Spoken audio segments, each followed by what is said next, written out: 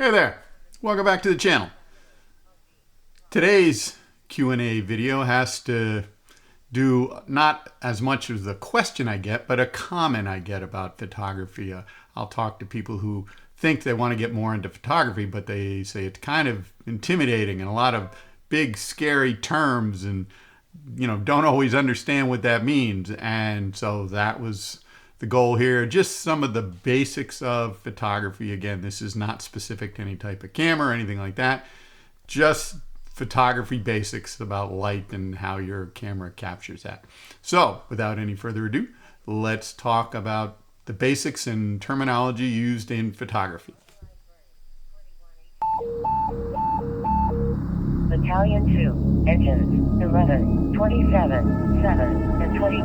Investigator 1, ladder 27, and safety 1, house fire. CO1 Maple Street, Army, Echo, Battalion 2, engines, 11, 27. So whenever I'm talking to someone about photography, and especially a newcomer to photography, and we start getting into the more technical aspects of it, we're talking about shutter speeds and apertures and f-stops and ISO and things like that. A lot of the folks who are new to it are a little concerned and apprehensive because it seems so technical and they're afraid to get that far into it or mess it up. I've mentioned this before, but I'm of the belief that a lot of things are made intentionally complicated to keep people from doing it. If you live in the Charlotte area and you watch any TV, we have a heating and air conditioning company that advertises a lot here, news and football games and stuff. And they have a commercial where they talk about, people always ask them, hey, can you top off my Freon, and why you can't do that. In fact, one of their commercials, they talk about, there's no gauge on your air conditioning to tell you how much Freon is in there. And then they start explaining how they have to check it, and they have to connect the Framel rods and make sure the hyperalligator clips are logged in and circumferentially attached to the rotary wings, and then they stop halfway through it and they say, hey, you don't have to worry about it, just call us and we'll do it for you. And again, I think that's a strategy a lot of industries have used, everything from computers to photography, is to make it a little more complicated than it really is so that you'll pay someone else to do it. Now, I'm not saying go do your own Freon, but it's not as complicated as people make it out to be, just like working on your car, working on your computer, or taking good pictures. So we've created a language that can make it seem complicated, but generally it's really pretty straightforward. So let's talk about the basics of photography. So your camera is really a pretty straightforward device, and it doesn't make any difference if we're talking about SLR film camera built in 1970 or a brand new mirrorless camera or your iPhone or Android. They're all doing about the same thing, and there's a couple of settings that they all use to ensure that you get a good picture. Basically, your camera is capturing light that's coming into the camera through the lens, and you can all find the lens on your camera, and then it goes on to film, it's exposed to film, or it goes to a digital sensor, and that's what creates the image. There's a couple of settings that are really important and you sort of need to understand to help you get through these. The big thing we have to do when we're taking pictures is we have to control how much light is going to hit the film or hit the digital sensor. If there's too much light, you've all seen that, it's all washed out. If there's not enough light, it's dark, right? And you can't see any detail. So really everything with your camera is just trying to get the proper amount of light to the sensor or to the film. So we can control that in a couple of different ways. Like I said, your camera has a lens. That's where the light goes through. Inside that lens is what we call the aperture. And this is where it starts to get technical, but it's really not that hard. The aperture is basically, we're talking about the size of the opening. right? The bigger the aperture, the bigger the size of the opening, the more light that can get through and reach the film or the sensor. To make things complicated, we measure aperture in f-stops. And so you'll see it listed on your lens, and it'll say f5.6 or f8. The complicated part comes from the fact that typically the bigger the number, the smaller the opening in the lens. So the bigger that number gets, the less light is getting in. Like everything else in photography, people always go, well, let's just get it open as big as you can. There's a trade-off, right? Aperture size is also going to impact your depth of field, or how much of your picture is in focus.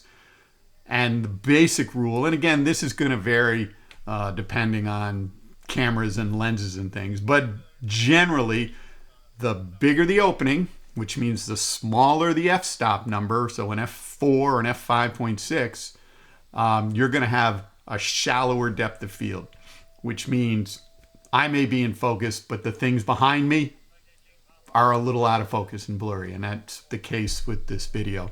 I'm using a fairly wide open lens. I'm shooting at f2.8. So hopefully I'm in focus, but the things behind me are a little blurry.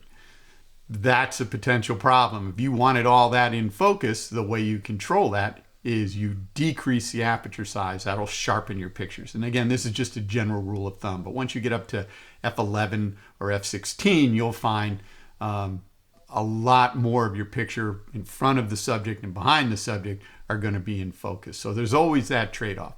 But that's the first setting we talk about. Aperture opening, and we measure it in f-stops. And again, those numbers work backwards just to make things a little more confusing. The second way we're going to control how much light hits our sensor or our film is through the shutter. The shutter is basically, it's in front of the sensor of the film, and it is keeping the light out until you are ready to take your picture. And in the old days, again, when you took that picture and you pushed the button and you heard the click, that meant the shutter was opening and closing. The longer the shutter stays open, the more light's going to get in. The less time the shutter stays open, the less light gets in. Again, well, why don't we just go with a longer shutter? The problem is, if the shutter speed is too slow, you're going to start to pick up motion. You can't hold your camera still enough. If the shutter is really fast, you might not let enough light in to properly expose your image. So we're always on that kind of balance. And there are ways to deal with both. If you know you want to take a picture with a slower shutter speed, you can put your camera on a tripod, and that way there won't be any camera movement or any shake. But if you want to go to the racetrack and take a picture of cars racing around and you're using a really slow shutter speed, you're not going to see anything. You're just going to get that motion blur. So what shutter speed you use is going to make a difference on how much light's going to reach, and then whether you're going to be able to freeze action. And that's essentially what happens with a faster shutter speed, is you can freeze action. You will get those cars zooming by at 200 miles an hour as opposed to a slower shutter speed where you might just see the blur.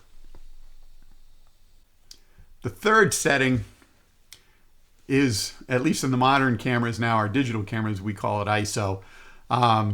It is essentially your sensor's sensitivity to light. And the higher that ISO number is, the less light you're going to need. And again, we're at that, well, why don't we just always shoot with a high ISO? The problem is, in the digital camera, you end up getting a lot of noise. And so your picture quality goes down. So again, just a general rule of thumb, something to think about. Typically, the lower the ISO number, so if you're shooting with an ISO 100 or an ISO 400, you're going to have a better quality image than if you're shooting with a high ISO. You're up at the 15,000 ISO range. This is actually, in the old days with film cameras, your film came with a light sensitivity, and you could buy film in an ISO 100 or an ISO 400 or an ISO 1000, and generally it was the same rule. That higher the number, the more sensitive it would capture. It would get more. You could capture images at a lower light, if you will. But the trade-off was the image quality. You started to see the grain and things like that. In digital imaging, it's the same thing. You just start to pick up what we call noise in the picture. And so if you're shooting a digital image at a really high ISO and then you zoom in and look at it, you'll see all these weird digital artifacts, and it's just noise. That's exactly what it is, but it decreases. So we're always trying to balance this out. We want to have our sensor sensitive enough that we can capture the image, but not so much that we're getting a lot of digital noise in there. The trick is to get all these things to work together. I would tell you in the old film days, it was kind of easier because your film determined the ISO setting. So really you only had a couple of settings you had to worry about. How big the aperture in your lens was and how fast your shutter speed was. So if you look at the numbers on your lens and you look at your aperture numbers, you'll see this lens runs from 1.4 to 2.84, 5.6, and you look at that and you think, those are odd numbers. Why don't they just do 1 through 10? They're actually important, and in the old days with aperture, those were individual clicks. The newer lenses, it's a continuous sliding scale, but in the old days, you click from 1.4 to 2, and it was a click, and basically what it did, as your aperture size was, say, increasing, each click would allow twice as much light in as the previous click. Shutter speed had the same concept. And again, same thing. You look at a shutter speed on an older film camera and you'll see them at 60, 125, 250, 500. And the dial, they sort of clicked along. And again, the nice thing was they had the same impact. So one click to a slower shutter speed would let in twice as much light. That was kind of nice when you were trying to figure out how you were going to set your exposure, because you have a lot of equivalent exposures. You could be at 125 and an f8, and if that's properly exposed, you could go a little bit faster on your shutter speed and click up to the next one. You'd be at 250, but that lets in half the amount of light. So on your aperture, you could go back from f8 to f5.6. That lets in twice as much light. And so they balanced them out. We used to call them equivalent exposures. And you could theoretically take the same picture, just click the shutter and the aperture, one click each time, and you would get roughly the same exposure. And that was kind of nice. In digital imaging, it's a little different because the ISO is variable and you can control that on your camera, but it's still the same basic concept. So you're just trying to figure out that balance of your shutter speed, your aperture opening, and your ISO, or the sensitivity of your sensor to the light. Okay, so with modern digital cameras, we now have these 3 variable settings, and this is going to bring us to something we call the exposure triangle. The exposure triangle, like it sounds, is made up of 3 sides. One is your ISO setting, one is going to be your shutter speed, and the third one is going to be your aperture. And with that triangle, there are lots of different settings that will work. The key is you have to figure out what it is you're trying to capture to maximize your ultimate photograph. So, you want to take a good portrait picture. You realize I want to get good detail, so you want to have a low ISO. Not going to be a lot of movement, so you can again use the slower shutter speed, but also you may not want the background, so you want to use your aperture opening to control your depth of field. So theoretically, again, for a portrait, low ISO, big aperture opening, small f-stop number, and then a shutter speed that will work and give you a properly exposed photograph. If you're, again, trying to capture action, you're at your kid's soccer game or something and there's people running around, same type of thing, same type of calculation, if you will, has to be made.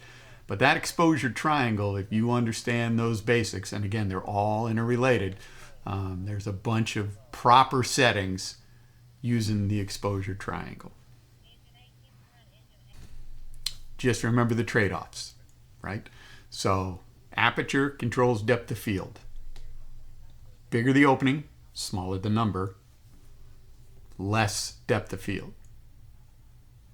Smaller the opening, bigger the number, you're going to have a much greater depth of field. ISO is going to control your picture quality. It's the sensitivity to light. So again, as the ISO starts to go up, you're going to get a lot of digital noise and your picture quality is going to decrease. So that you will want to have a low one, but like I said, obviously that becomes challenging in a low light situation. So you're always trying to balance that. Shutter speed is about capturing and freezing movement.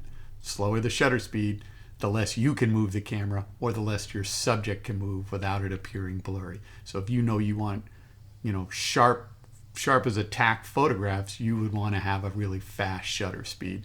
Then you don't have to worry about if your subject's moving or you move the camera.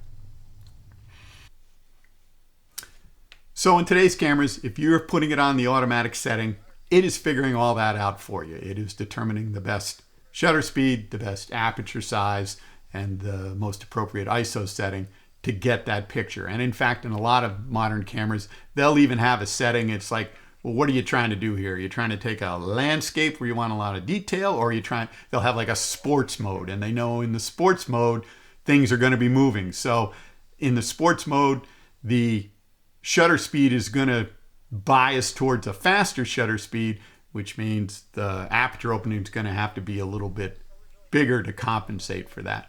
So a lot of the new cameras, you'll see them, and they'll even have a low light mode where it's taking its best guess on how to do that. Any good camera today, you can do in the fully manual, and you can do all that yourself and determine that. But again, there is no one proper setting for an exposure. There's all kinds of equivalent exposures, and they're all a balancing act. Faster shutter speed, with a bigger opening, you're getting essentially the same picture. You have to decide what's important. Am I trying to stop motion? Do I want depth of field? Do I want great detail? And each of those is going to impact your decision on what your camera settings are going to be. Again, it sounds complicated. It is one of those things that you just get better at when you practice. And that's going to be my best piece of advice, is go out and practice and try it. Don't be afraid of it. But don't let the terminology fool you. Again, I think it was made intentionally complicated just to keep people away, but that's my personal thing, and I'm sure people will argue with me. But yeah, don't be afraid of it. Just remember what's happening, right? Your camera is a light-tight box. It has a lens, there's a shutter behind it, and then something to capture that image as it goes through the lens.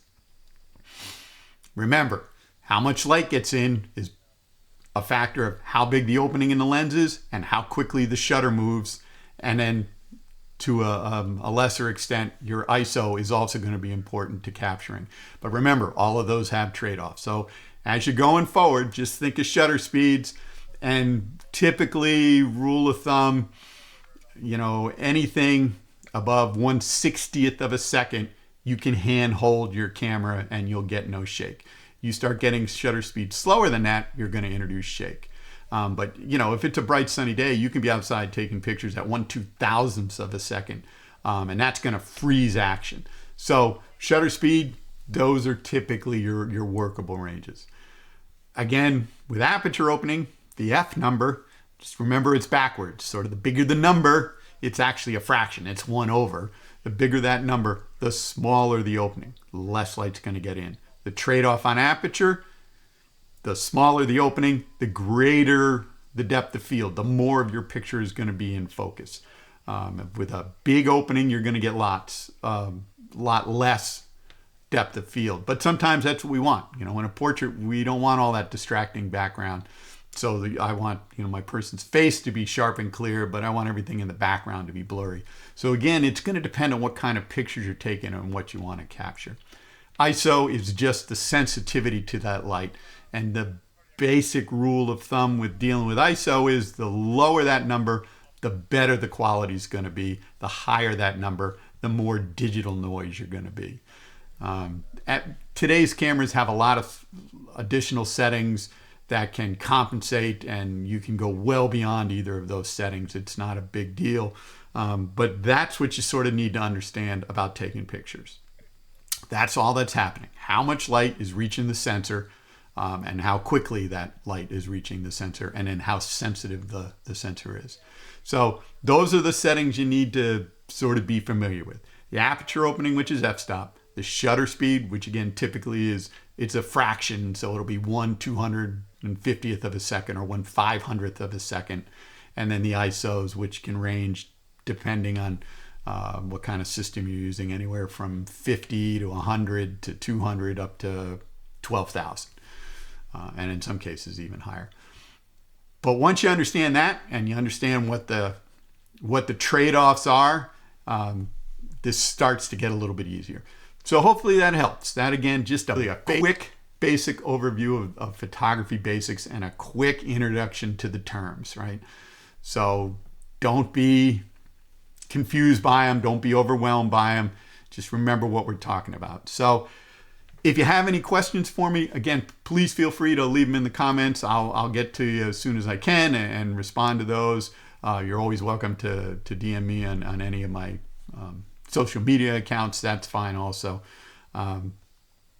Otherwise, I hope you found this interesting. Hope you learned a little something. Hopefully I demystified it a tiny bit. I would ask you that if you found this useful to hit the like button, and if you're not already subscribed. And we'll just see you in the next video where we'll talk more about photography basics and selecting cameras and where you're going to go with that. So thanks, and I'll just talk to you later.